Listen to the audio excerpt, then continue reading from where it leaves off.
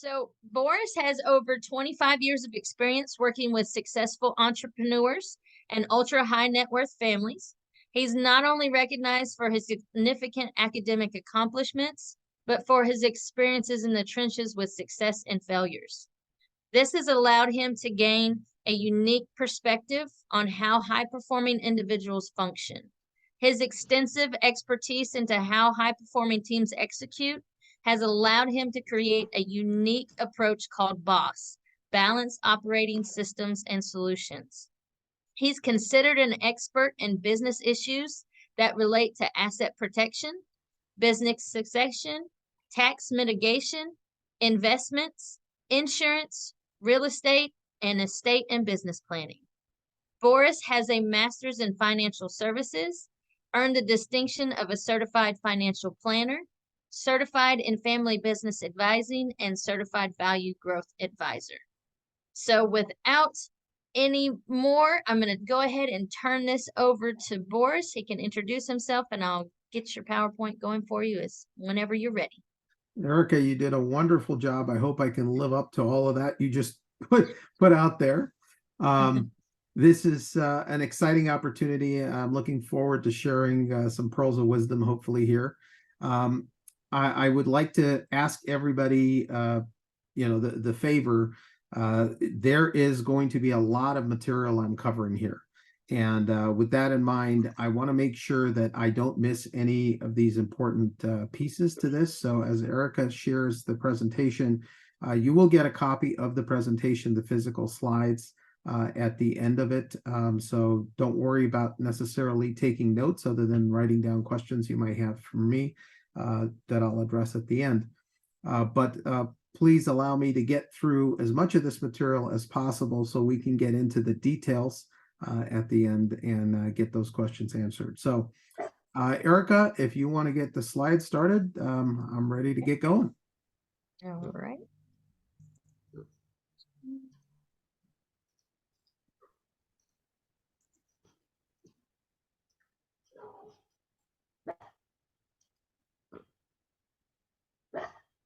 Okay, wonderful.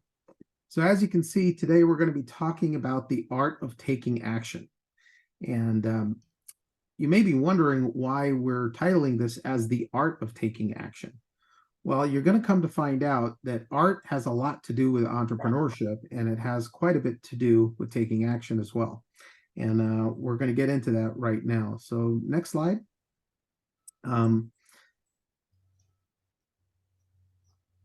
The following is what we're going to cover today. I have two real objectives here. One is I want to cover what is the art of taking action in my view, and I want to provide you an opportunity to gain clarity and focus on your energy that's going to be required in implementing some of these ideas. As you can see, there's a lot here, and I want to go slow for this first session to make sure that I cover most of those details.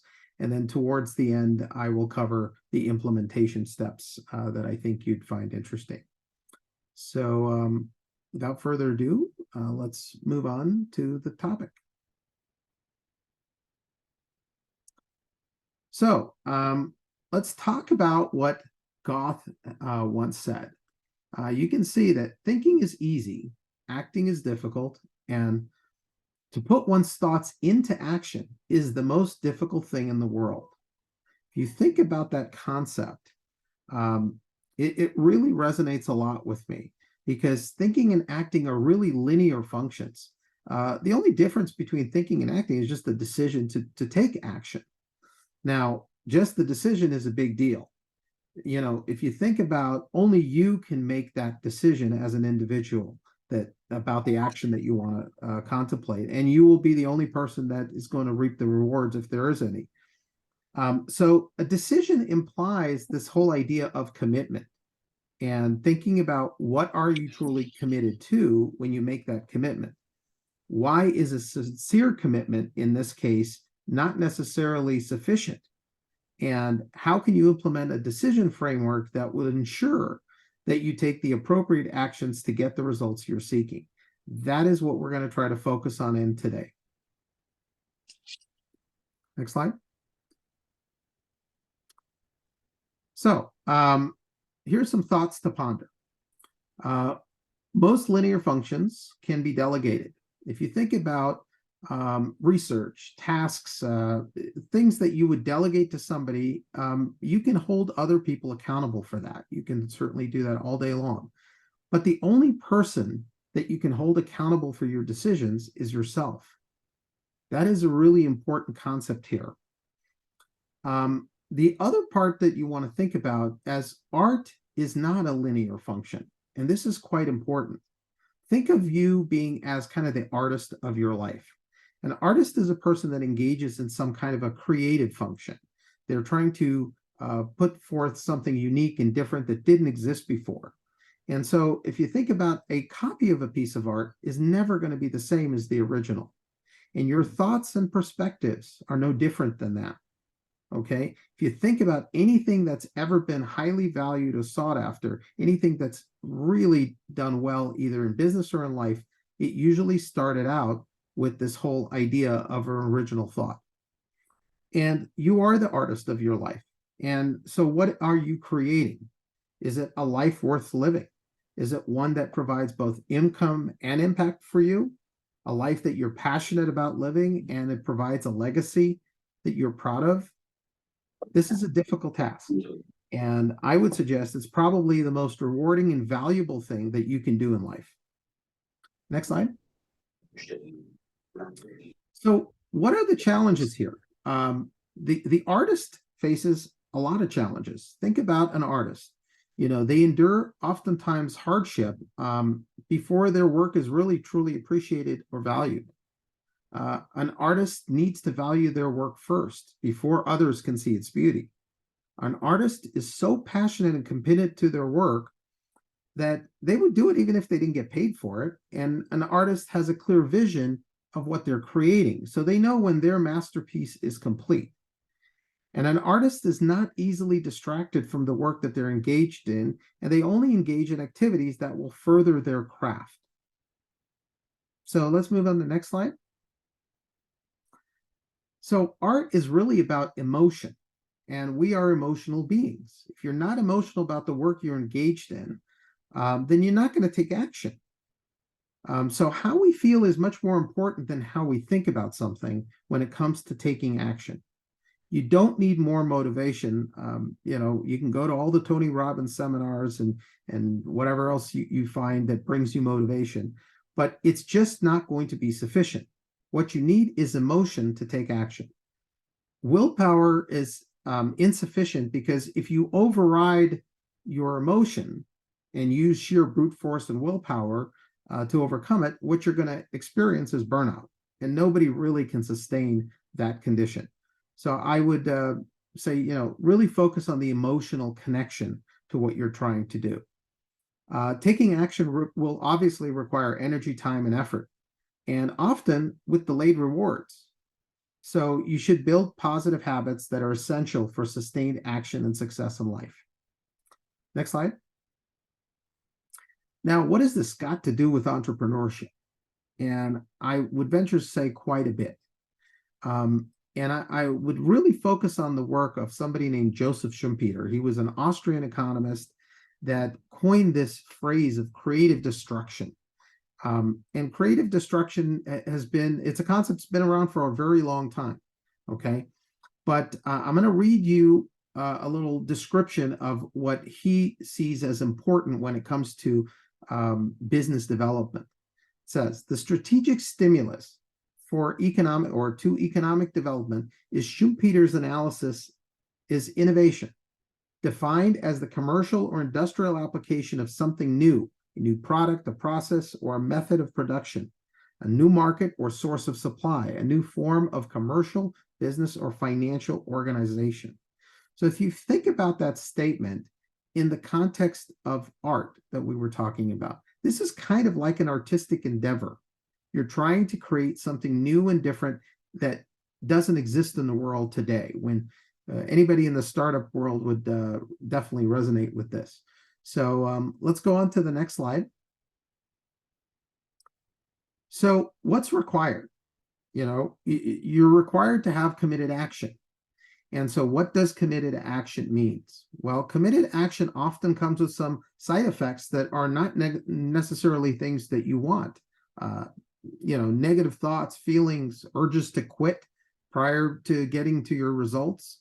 You might be committed, but the committed action embraces the fact that failure is going to be inevitable, while knowing that at the same time, failure is not final. No failure is final, right? You're going to have to experience some failure while you take action. And committed action demands greater psychological power, flexibility, agility to create the conditions that are necessary to increase the probability of your success. So the key lesson here is this: committed action involves your natural capacity to align your values, optimizing your psychology and physiology to enhance focus. So next slide. So decision making is really harder than you might think. If you're committed to having income and impact, this begs the question, what are you really committed to? So because you can claim that you're committed, but ask yourself, are you truly committed? You might have a vision and a plan, but the truth is that may not be enough. The famous philosopher Mike Tyson, I love this quote, is everyone has a plan until they get punched in the face. So no matter what your goals or objectives are, whether they're personal or professional, be prepared to metaphorically be punched in the face a few times and keep getting up. Next slide. So I always say, check your commitment at the door. And I believe that people fail not because they're lacking a compelling vision for the outcomes that they're seeking. They're failing because they lack the emotional connection necessary to sustain the activity over any extended period of time. Now, Dr. Ben Hardy, who's a friend of mine, he has this famous saying. He says, results are the proof of your commitment. We are all equally committed, if you think about it, on New Year's Day, right?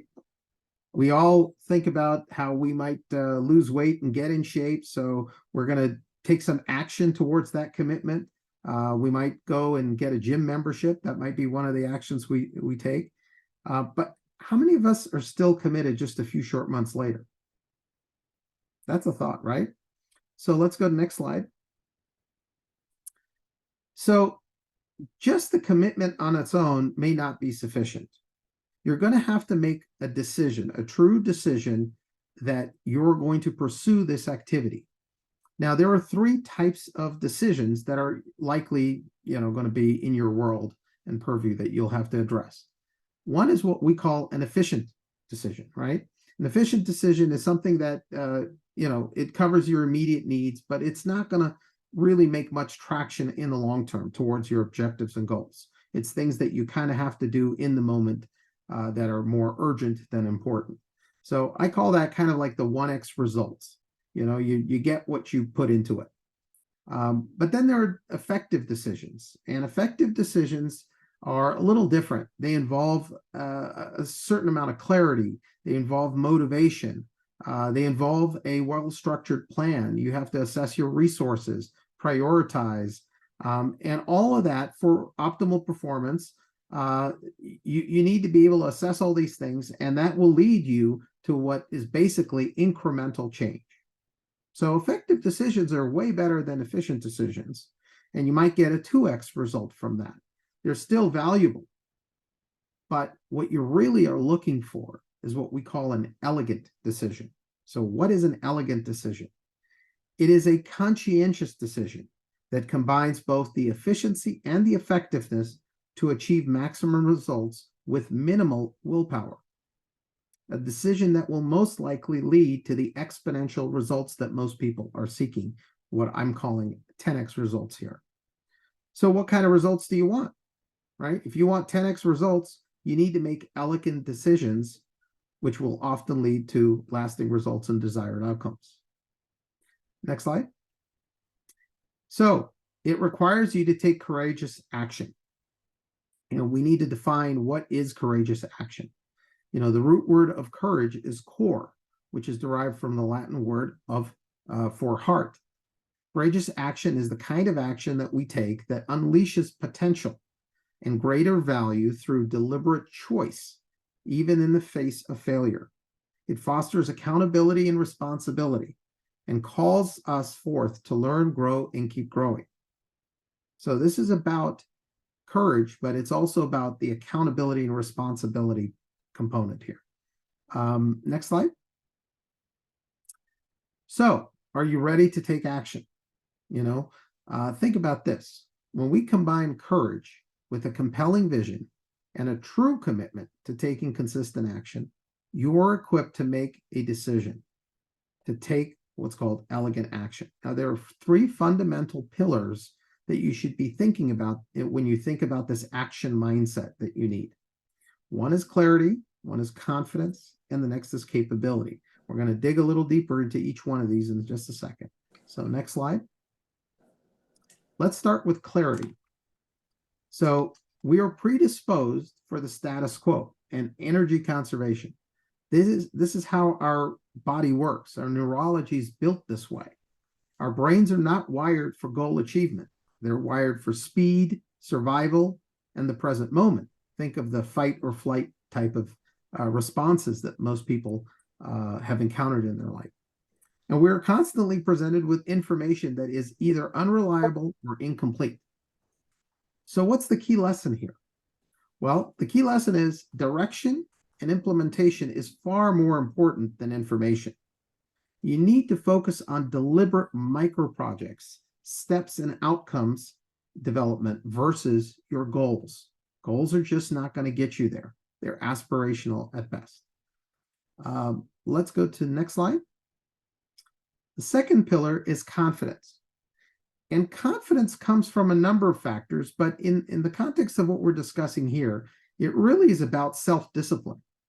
And if there's anything you can walk away from today, from this presentation, self-discipline is probably the most important skill that you should be trying to achieve and learn and enhance on a day-to-day basis. There is a symbolic interplay and relationship between habits, motivation, and self-discipline. And a decision without self-discipline to take action will remain just a dream or a fantasy. It will never get done. So the key lesson here is an ability to develop the necessary habits that support decisions, and a focus on making elegant decisions is paramount to success in life. Next slide. And the third pillar is capability. And capability really comes down to your 3 capacities: your capacity to conceive what would make something good or valuable to you, your capacity to perceive whether or not something has the necessary properties that would make it good, and your capacity to discern the relative value of one thing versus another. So what's the key lesson and thing to focus on here? This is about your capacity. Only you can make these distinctions and learn the necessary skills to implement what's called value science in your life. So next slide. So what we've done is, since we're focusing on this whole idea of taking action, a lot of people have goals. They claim to have clear goals. They know what they want to accomplish, but they have a difficult time in taking action. So that's what this presentation is all about. So although we're focused on the art of taking action, there's also a science of taking action. There's a lot of people that, for them to make a decision to learn something new and take action upon that, they need to understand the science behind it. And so I want to share with you the fact that everything we've discussed so far is based on years of neuroscience research, which is why we're going to give you a special bonus for participating in today's call. Over the next couple days, you will receive a white paper that we've created that will have all of the science-backed details that you could possibly imagine. So it's called Reasons Why Individuals Have Difficulty Taking Action even when they have a clear goal in mind. So be on the lookout for that document. It'll give you the 10 most common reasons why people fail, and it'll also give you the science-based literature and the links to follow up if you really want to get nerdy and dig deep. So next slide. So what do we do next? You might be excited to get on this journey and say, okay, well, I'm ready to take action. Tell me what I need to do to take action. And I would venture to say, let's take a pause here. Think about these questions. How do I know I have a compelling vision?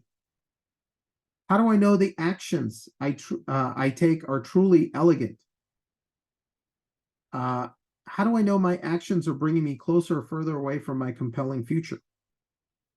How do I know I'm effectively managing my limited focus and energy on what matters most to me? And how do I know which actions I should say hell no to? That's probably the most important one on this list, right? So next slide. I'm going to try to give you a hint here. I didn't make this up. I'm not that smart. But many of you may know a guy named Peter Diamandis. He's an author. He's a very interesting individual, and certainly quite capable to talk about this topic. But he came up with something that's called a massive transformational purpose. Now, this applies not only to your personal life, it can apply to your business life as well. And if you're wondering, well, okay, I'm not sure I have a compelling vision, either personally or professionally, guess what? You're not alone. Most people I've met in my life do not have a compelling vision in either one of those areas. So this idea of a massive transformational purpose is something really worth exploring, okay? Now, here's an interesting statement, I think, that Peter put out there. It's called a massive transformational purpose, or MPT. Setting out to solve big problems brings purpose and meaning to work. It gives us a compelling reason to get out of bed in the morning and face another day. Peter Diamandis likes to say, find something you would die for and live for it. So I think there's a lot to be gleaned from this whole concept of a massive transformational purpose. But I think the more important part is, how do you create one? How do you put together a process to develop a massive transformational purpose for you, for your business, for your life?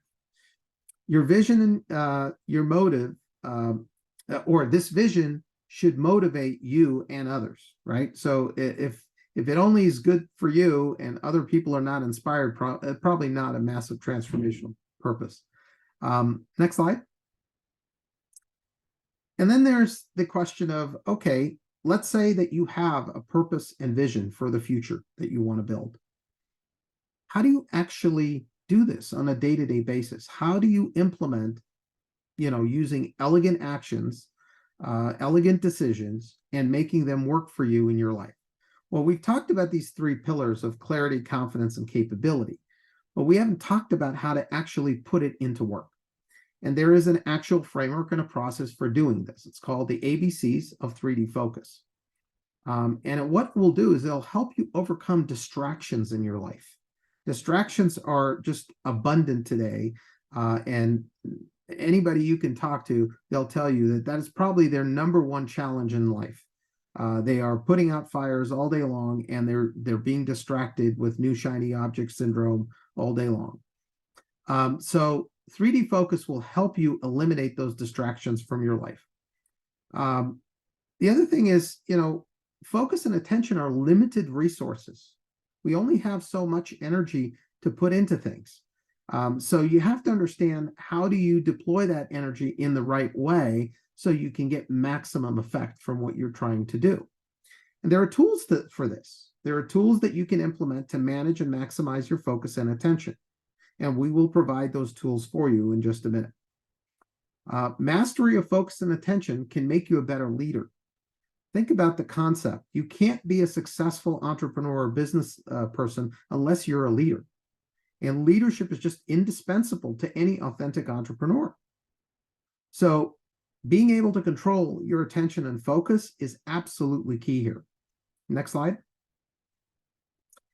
So how are we going to do this? Well, we've built out something that I think is going to be extremely interesting and valuable to almost everybody here. We've built out what we call a 6-week challenge. It's the productivity challenge, okay? And what this is about is it's a challenge to help you define your massive transformational purpose, your compelling vision for the future. It'll help you put that into work on a day-to-day basis. It'll help you understand how to make elegant decisions, how to use those your compelling vision and your thoughts about how you want to live your life in the future to filter out the things that you should say hell no to. These are things that I should not spend any energy and time pursuing, and focus in on only those things that will get you 10x results long term. So that is the process of the productivity challenge. We'll have guest speakers. We'll have all kinds of wonderful content and information about 3D focus and productivity tools and all of that. And here's the best part. It's absolutely free. There is no cost for anybody to participate in the challenge. We're doing this purely as a value offering.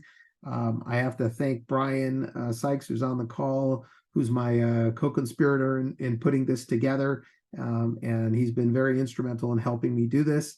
And he'll be participating in the challenge as well. So what we'd like to do is we're going to be launching this challenge on the 17th of November. And we'd love for everybody to participate.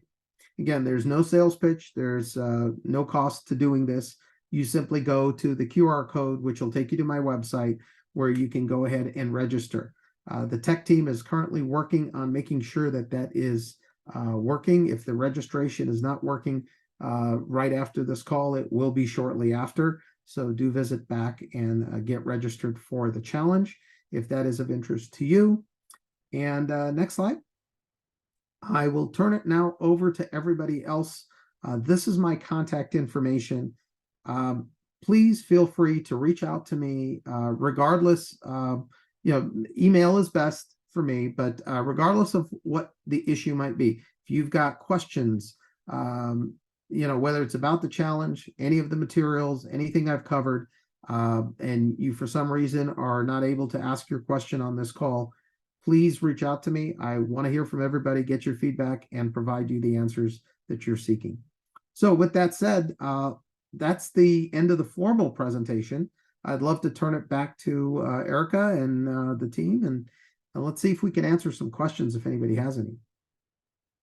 Thank you, Boris. It was a great presentation. Really enjoyed it. I'm looking forward to that 6-week challenge with you. Awesome. Love to have you. Yeah, myself as well, Boris.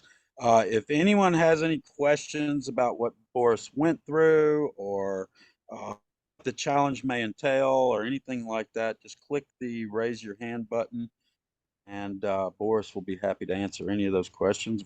We can answer questions if you want them to recommend us. Yeah, and Erica, we can stop the share for Okay. the slides so that we can see everybody. Love to see the people I'm talking to. So great. Boris, let me add something about the MTP and Peter Diamandis specifically and why that's important, if I can. Absolutely. So if you don't know anything about Peter Diamandis, he is a physician, right? So he was at Harvard Medical School, but he was fascinated with space and space science. And so it caused a distraction for him. So what he did was he approached the dean and said, look, I understand you don't fail out to Harvard. So he said, just let me graduate. I promise not to even practice medicine, but I have this passion for space. So I met Peter at Singularity University. So he actually started SpaceX, which I believe Elon Musk now purchased, and they have these X challenges where fundraisers or investors come in and they fund projects. So this massive transformative purpose pushed him in that direction, more importantly, pulled him, because instead of being externally driven, he was internally led.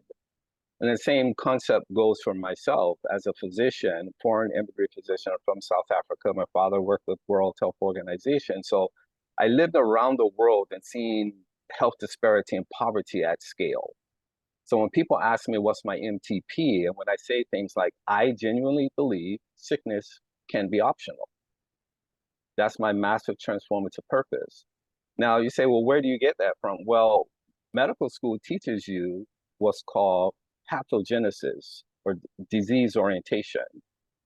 Before I went to medical school, I was presented with a word I never heard of, which is called salugenesis. That's literally the creation of health. So I'm in this program that's teaching me disease orientation, but yet I was taught in medical school that the body can treat and heal itself. So my clinical training in neurobiology, that's what drove me to understand human behavior. And I did a thesis on the neurobiological origins of human behavior, because it made no sense to me that we have all this technology out and yet people still aren't living healthier. And so even today, right now, 2/3 of the world's population, not just in America, 2/3 of the world's population suffers from non-communicable lifestyle diseases. This is a product of choice. So when it comes to this idea of taking action, even if something is urgent or someone calls it important, that still doesn't guarantee that it will get done, because you have to understand there's something underlying this. All behaviors has co-actors, co-conspirators underneath it that are sometimes incentivized differently. So taking action really is an alignment process.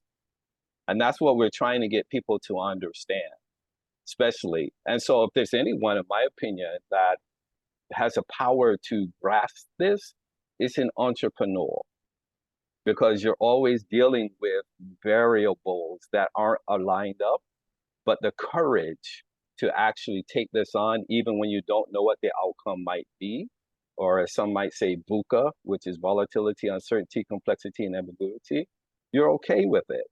And so we want to experiment with that. And that's essentially what life is all about, essentially, is learning for yourself, so that you're not always externally driven, but you could be internally led.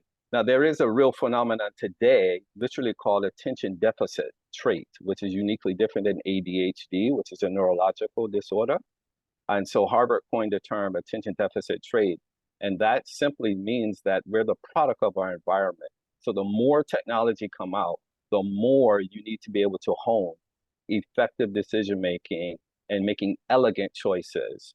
So I can dare say that AM and PM, in other words, attention management, performance management, share a symbiotic relationship.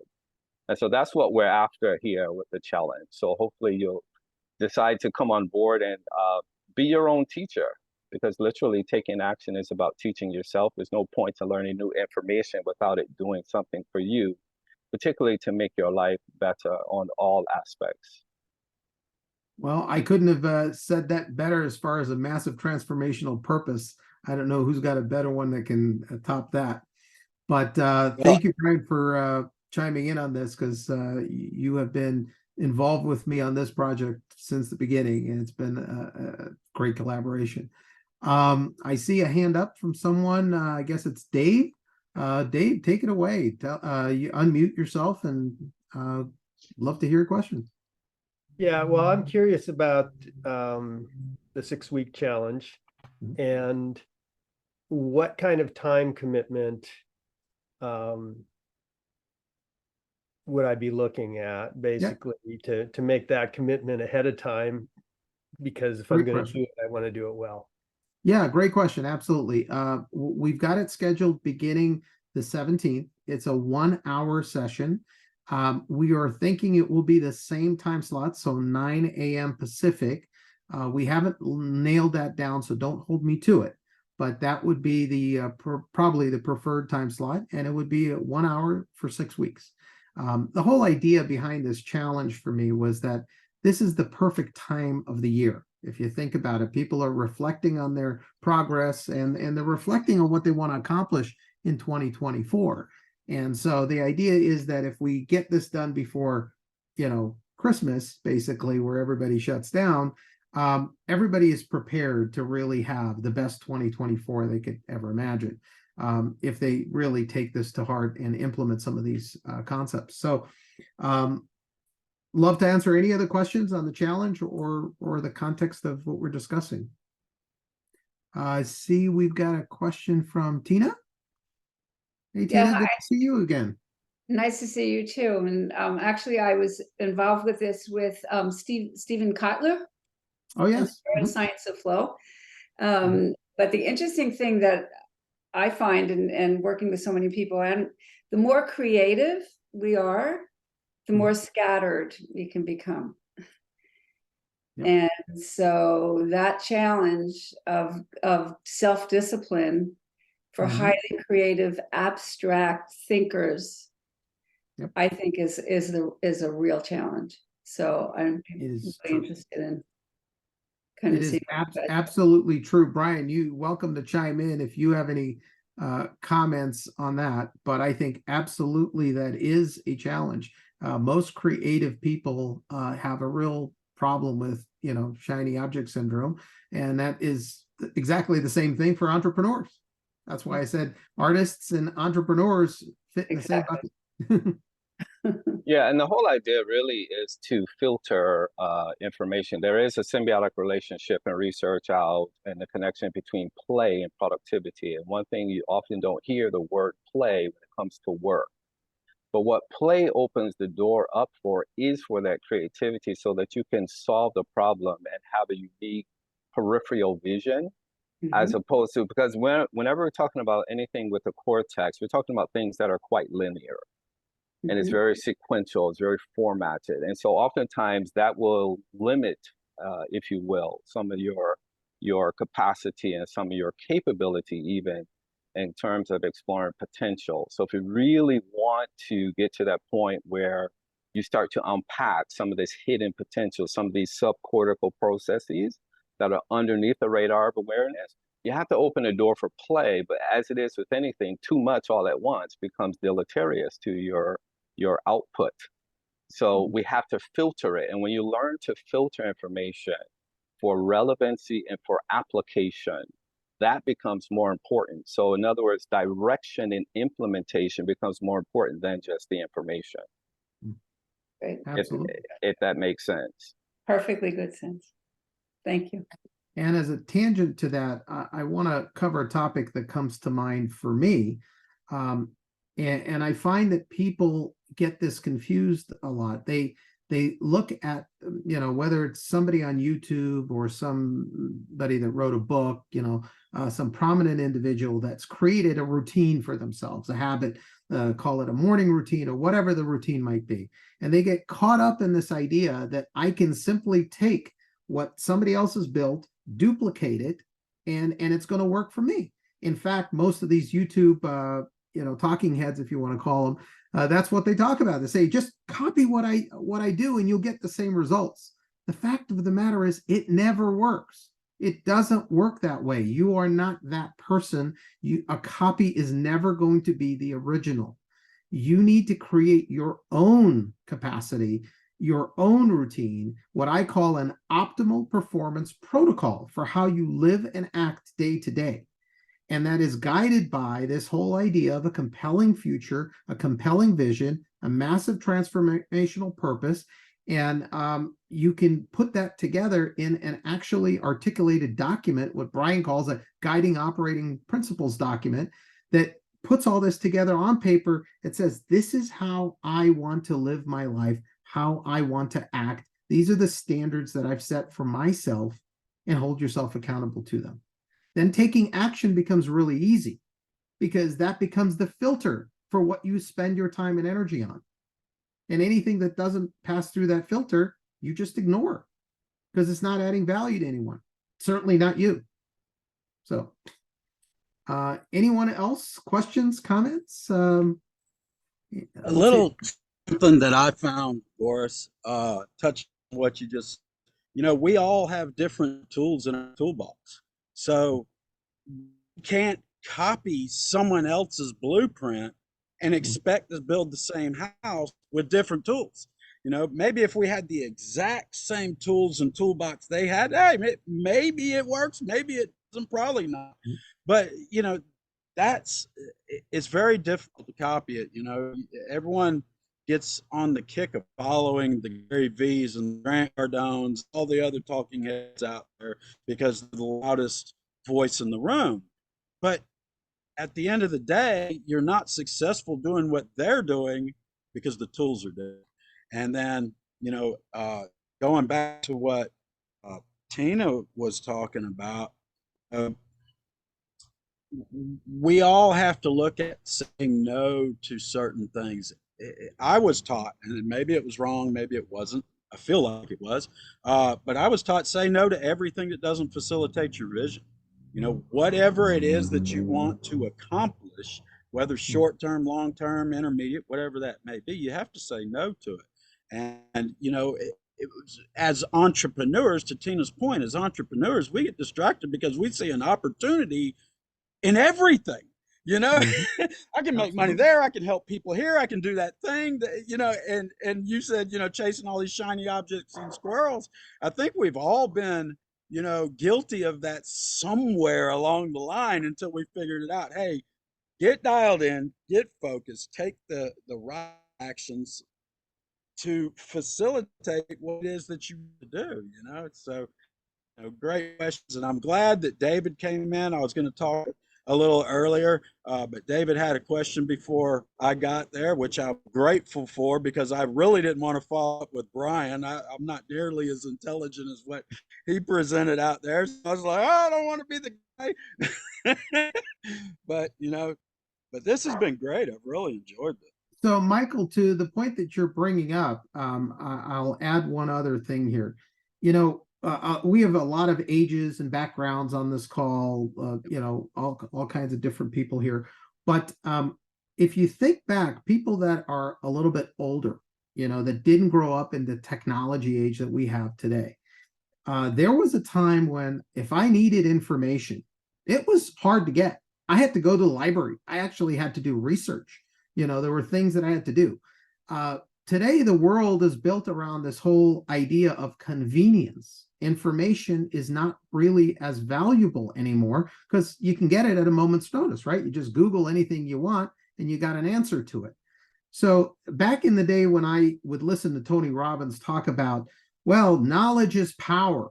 You know, you need to gain knowledge because that's the application of the information that's out there. You need to find the information and apply it. Well, what you were saying about having the right tools, the tools are the knowledge, right?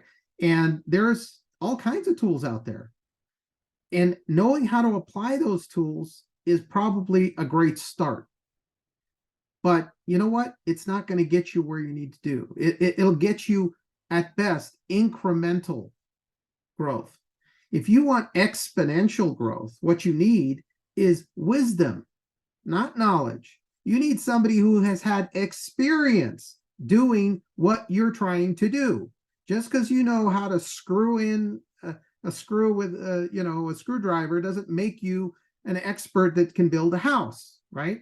There's a certain level of wisdom that comes with experience, and finding somebody that has that experience in terms of application, I think, is a key factor here. So just want to bring that up. I see that Dave, you've got another question. Feel free to chime in. All right, I'm just curious for you to comment on this. I've discovered for myself that for my practices, my discipline, my yoga, meditation, exercise, you know, what have you, that it works best for me to change the mix rather than say, okay, this is my practice and I do that for the next X number of months or years. I find that it starts to dry out, and then I need to like create a new mix or incorporate a new tool to support myself in that way. I'm just curious if you have any thoughts around that, because I hear a lot of structure here, and maybe I'm hearing more structure. Maybe I'm hearing the structure is more closed than it is. Well, okay. So Brian, I want to hear your take on this, but I'm going to first give you my 5 cents on what I think here. I think you have to have an agile mind. You have to be flexible. And so as you learn in life, you learn new things, you grow as a human being, you're going to adapt new things that you've learned into your routine. So you have to make those changes. That being said, creating habits is not easy. This is a challenge for a lot of people, especially entrepreneurs who have ADD, right? So I would suggest that you figure out a methodology of how you incorporate those things over time. And oftentimes that means you're going to give up something that you already are doing. You have to make space for whatever's coming new into your world. And there's a concept which is probably beyond this call, but we will cover it in the challenge, called the solid core. And in my view, if you don't have a solid core, it's really hard to incorporate anything new into your life because you're always putting out fires. So I'll leave it at that. But Brian, anything you want to add to that? Yeah, I think that what you're spot on with that. Boris mentioned these guiding operating principles that I have for myself, and these are kind of like mental models. And one of these that I learned in living in Asian cultures is, and I learned this from martial arts, there is no there to get to. So in other words, you know, my Sifu in martial arts used to always say, you're so focused on trying to get to this black belt, but then once you get this black belt, there's other degrees of black belt to get to. So if you relax and focus on first principles first things first, then you can get there in a much more effective and elegant way, and it doesn't zap your energy.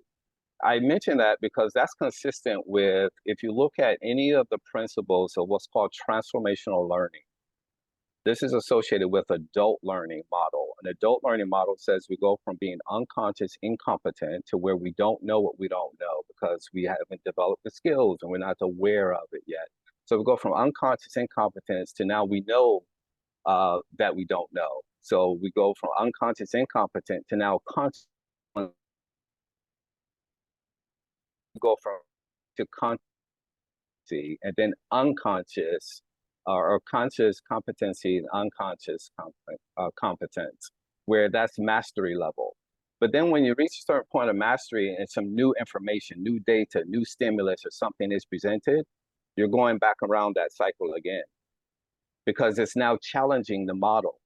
So in other words, the habits that we have are all operationalized, right? And so at some point, that operation, the model, the environment, all these things have a key impact on behavior.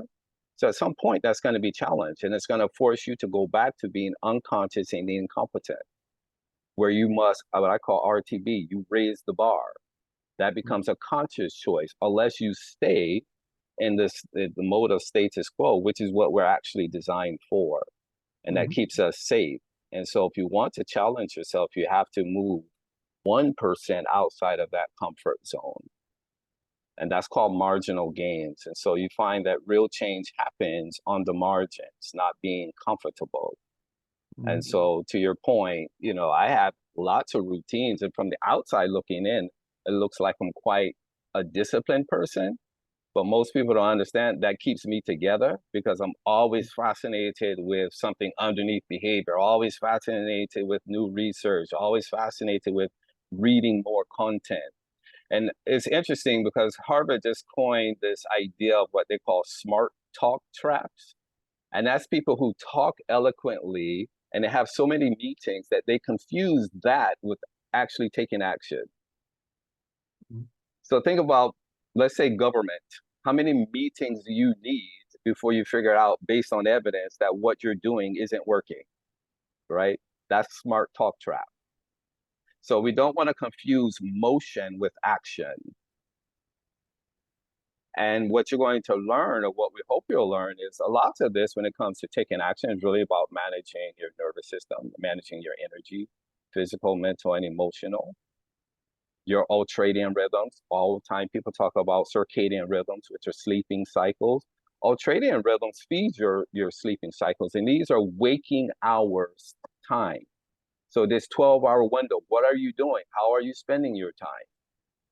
These things matter when it comes to taking elegant action. And this is some of the things we want people to be able to understand. So they can start living based on their own accord and not based on what a guru says. Yeah, follow these exact steps. They don't just say follow steps. These exact steps got me to 7 figures. And you just follow these and you're going to be just as successful. And as Michael G said, it doesn't fit. because you have your own thresholds.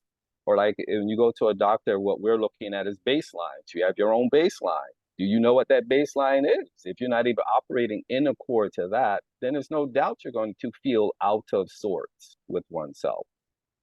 So figuring out what your baseline is, and you can raise your own thresholds.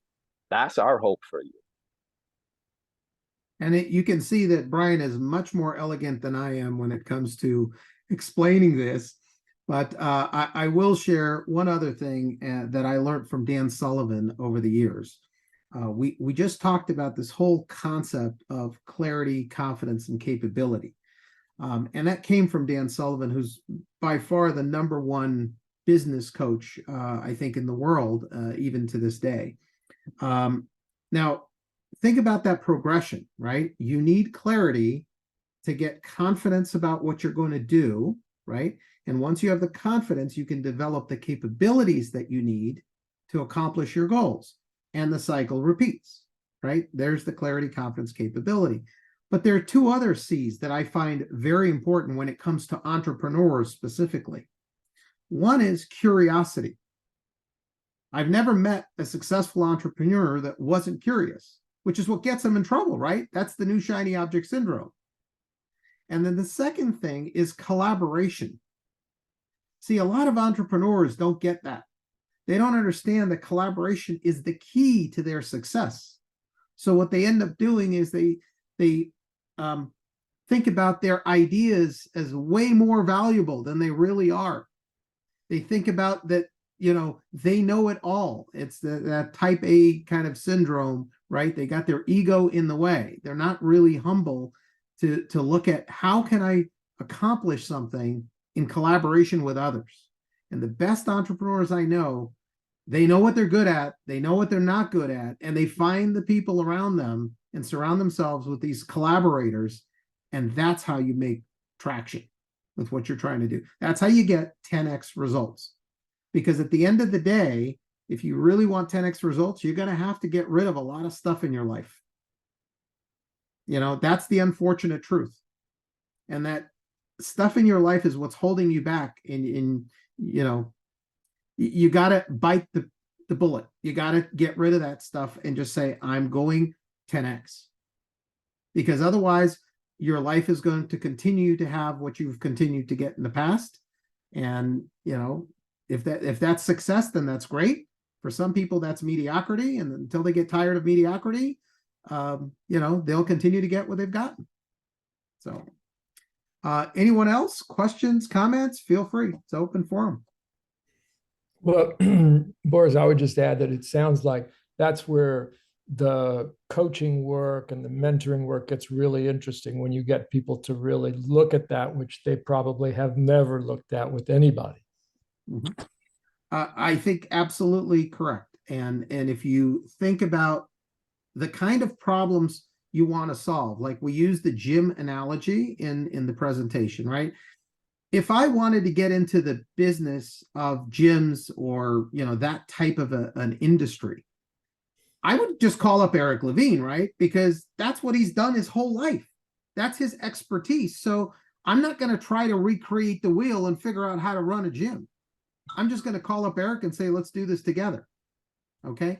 The flip side of that is when you're looking for somebody that is a coach and a mentor, you're looking for somebody that can add value to your current situation. And that could be vastly different.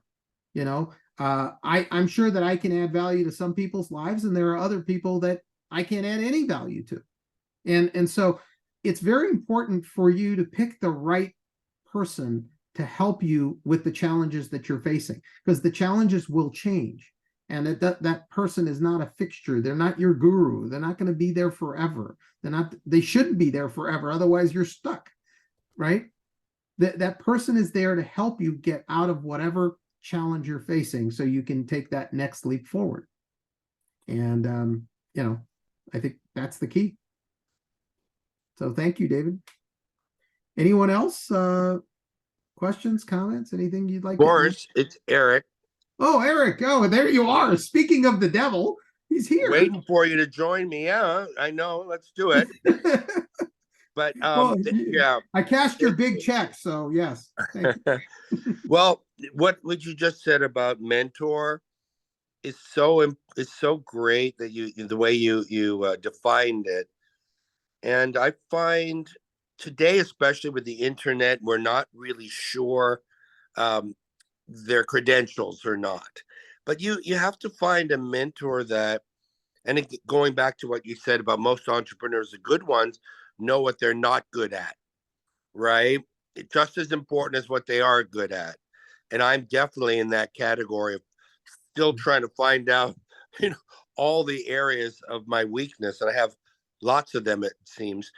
The mentor has to complement that side and has to have been doesn't have to be directly, let's say, and for me in the fitness world or wellness world, but a similar industry. They have to have that. One, they have to also have been, you want to ask them who have they taught? Who are their students that have become great? Where are they now? And where has he been taught or she been taught? Go into the pedigree. What have you done? Why are you successful? I always use the analogy, if I want biceps, I'm going to go to Gold's Gym, try to find Arnold Schwarzenegger and do what he did and what he ate, more so than a PhD supposedly from a book. So the mentorship for entrepreneurs is different because they're dealing with ego and adrenaline and everything, and they have to have done that and gone through that. But your points were very well taken, Boris. Thank you. Thank you, Eric. I appreciate you chiming in on this because absolutely you are the expert when it comes to the gym industry, but all the related businesses of health and fitness and everything else. So there's a lot of businesses that covers. I'll tell you one other thing, if I add it real quickly, that I like about when Boris mentioned the productivity challenge, is this idea of peer learning, because I think that's important. If you look at the image of entrepreneurship today, often you'll see a person on a laptop sitting on a beach by their lonesome, right? And so this conception that you can just do it all by yourself, and there's even been articles that it's certainly not uncommon to find a solopreneur who's a multimillionaire, but now they're saying it's not going to be uncommon to find a billionaire as a solopreneur, which very much can be the case with AI and other technologies out. However, you still have to understand interpersonal skills. You still have to work with others, right? You're still working with vendors, contractors, or whatever the case might be. So this idea of actually doing things and learning together, I think, makes a big difference as well. I learned a term from Chip Conley, who was a hoteler, boutique hoteler, and the founders of Airbnb asked him, based on his experience, to help them. And so they asked him to come on as an intern to help them. And he said he learned from the younger generation just as much as they learned from him. So he coined the term mentern. And that's this kind of reciprocated value aspect of what can happen in relationships. So we're hoping that can happen as well. Absolutely. It's part of the collaboration. Anyone else? Comments, questions, anything we can? So important to take that value, learn lessons from someone else, because if you learn them for yourself, they're expensive. They're hard. Yeah. How many of us lost a ton of money trying to learn the lesson the hard way, doing it on our own? Every one of us, I guarantee it. Yeah, I guarantee you, if they haven't had real They didn't learn a lesson, did they? Eric can tell you about stories. I can tell you about stories all day long about failure. Yeah. It's a necessary evil. Fell forward, but damn, there's so many people out there that have already done it. Why? Yep. That's what you got to do. Anyone else got a question for Boris or something to add? Well, if not, Erica, will you put that last slide back up with Boris's contact information? Do you have that handy? Yeah, hold on one second. Let's real see. quick. Yep. And Just if so anybody everyone has can jot questions it or down. anything beyond the call, just feel free to reach Yeah. out to me. We're quite accessible. Yep, and And it seems like we're going to need to have Brian on as a speaker before too long. He did real, real well. He always does. So I will be contacting you. Just look for that, Brian. Thank you. You're welcome. But it was a pleasure today, Boris. I really enjoyed it. Learned a lot of things from you. Look forward to many more with you, with all your little webinars and stuff you're going to be doing with us next year. We're looking forward to that. So this is not all that you will see of Boris. We will Well, have thank you, lots Erica. with him. Yeah. Yeah. Greatly enjoyed it.